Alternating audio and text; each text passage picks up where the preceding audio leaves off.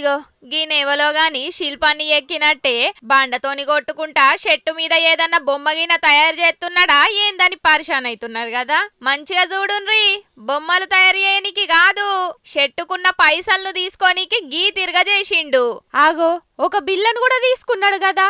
అయ్యో కొట్టి కొట్టి బిల్ల కూడా సొట్టుపోయింది కదా. అయినా మంచిగా చేసుకొని వాడుకుంటాడు కావచ్చు తీయుండ్రి. మరిది ఏడైందో ఏమో గాని పైసలను ఏరుకోనికి ఆడున్నోళ్ళందరూ షెట్టు తనకు పోయి లైన్లు కట్టిండ్రు. తలో బండ పట్టుకొని షెట్టును కొట్టుకుంటా పైసలను తీసుకుంటున్నారు. ఇది నిజమో అబద్ధమో గాని వీడియో వైరల్ అయ్యే వరకు చూసినోళ్ళందరూ మస్తు పరిశాన్ అవుతున్నారు.